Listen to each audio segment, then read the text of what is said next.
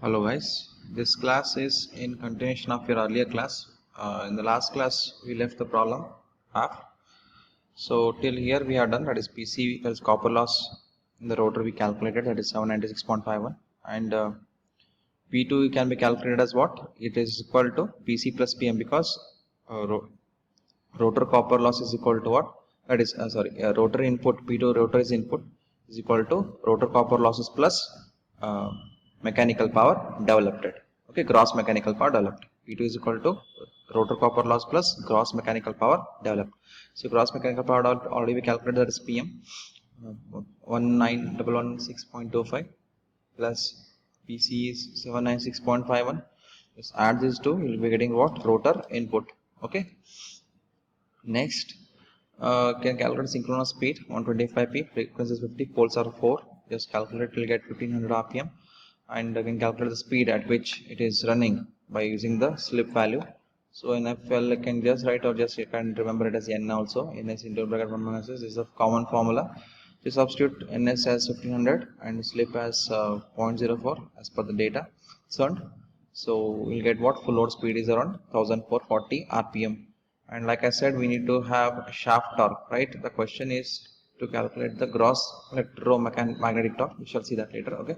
So now we can see gross shaft torque is calculated, TSH P output by 2 pi n by 60. That is useful torque. P output is, we know that it is 18.65, which you calculated here.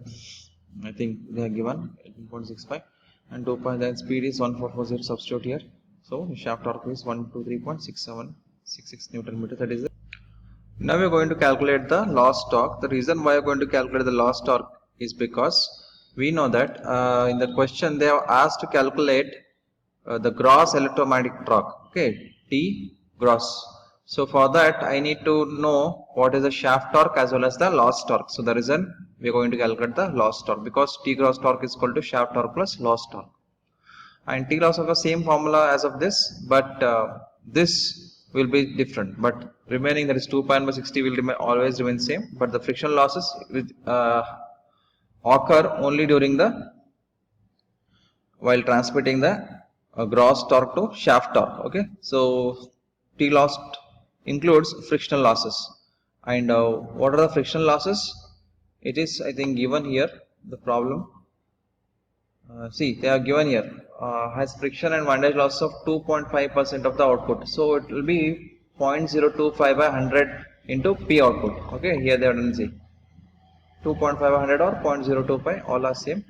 So for 2.5 by 100 into 18.65 into 10 to the power 3, that is output is 18.65 into 10 to the power 3. So they have multiplied this. Okay, so the answer will be 3.0919 Newton meter. So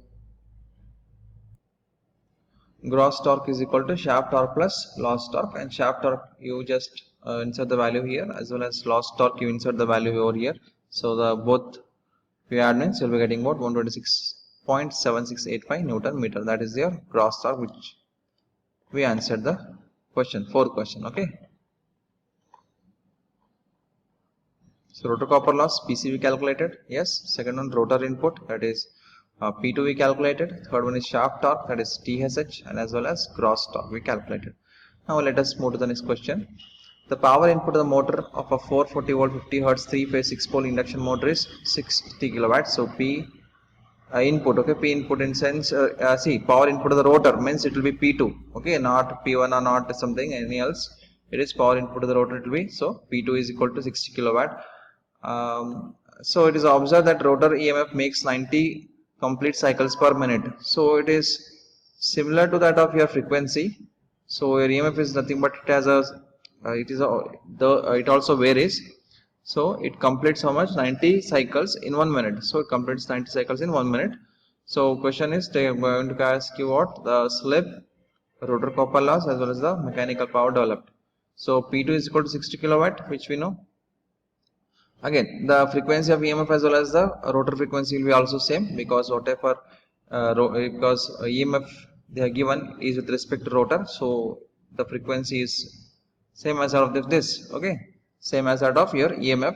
So FR is equal to 96 cycle per minute, which they are given here. So again, the supply frequency is 50 hertz. So F is equal to 50. So FR is the rotor frequency. So because FR and rotor EMF are both same, so going to take it as FR is equal to 90 cycle per minute.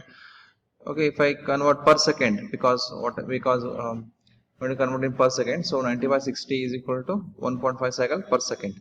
Okay, and again we know that we have formula rotor frequency equal to slip times that of stator frequency. Okay, FR is equal to S into F.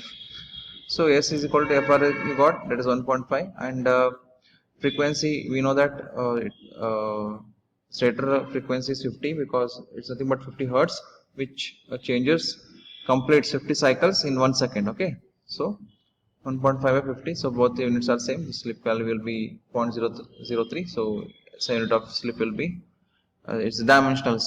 Okay, it's dimensionless, so that is the thing. So 0.03 is nothing but it is 3%, so slip is 3% for this problem. Now coming to this second one, P2 PCPM is equal to is in the ratio of 1 is to S is to 1 is to 1 minus S. And one more thing which you know here, slip, first thing was slip, we calculate here, second one is rotor copper loss, PC I calculate. So again I need to find the relation between PC as well as P2, and we know that PC as well as P2 we have P2 by PC is equal to 1 by S, so PC is equal to slip times of P2, P2 we have, which we already they are given the problem. So slip is 0.03, which you calculated, just multiply, I'll get what? 1800 watt. We need to calculate this PM, that's gross mechanical power developed. So P2 by PM is nothing but it is 1 by 1 minus S. We substitute the value of P2 as well as S value, we will be getting the gross mechanical power developed 58.2 kilowatt. There is another method. We know that rotor input is equal to copper losses plus gross mechanical power developed. So substitute the value in this, you are going to get the again same value 58.2 kilowatt. Either do this or this, both you get the same answer. Let us move to the next problem. A 10 kilowatt 400 volt 4 pole delta connected squirrel cage induction motor gave the following results. So delta connected it is, okay, the stator part and all.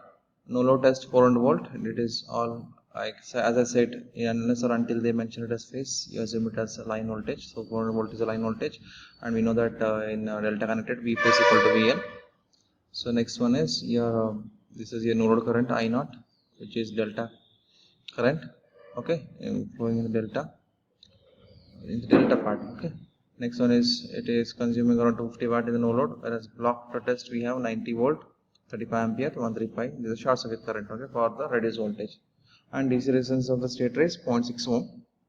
Since we need AC resistance, we are going to convert DC resistance into AC resistance later. So calculate the equivalent power circuit parameters. First of all, we need to have the equivalent circuit first. We need to draw that first, so that from that itself we can understand what to be calculated or not. Okay, so here is your okay. Next one is like I said, I need to convert in terms of AC resistance. So R1 is equal to R stator. So it's nothing but R1 is nothing but the rotor resistance, sorry, stator resistance. So multiply by 1.2. Sometimes it will be 1.5 also, depending upon that. You can take any value 1.2 or 1.5. If they specifically mention that AC resistance and DC resistance is related by 1.2 or 1.5, depending upon that, you can take. So here they have taken 1.2 into 0.6. As we know, 0.6 is the resistance. You can see per ohm per phase. So no need to divide by root 3 and all. So just multiply 1.2 to 0.6, it will be 0.72 ohm.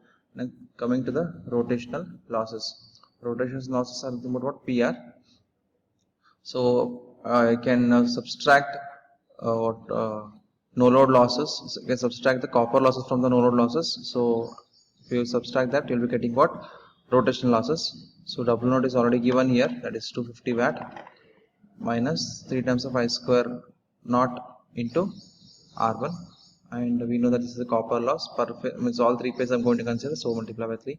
So as I told you, it is flowing the delta part, and we need to convert in the I phase equal to IL by root 3. Okay, line current. Since I need to have a delta current, so I'm going to convert by delta current. So I phase equal to I phase is nothing but what? I phase is the current which flows in the delta part. That is what I need. Means that is current which flows in the phase.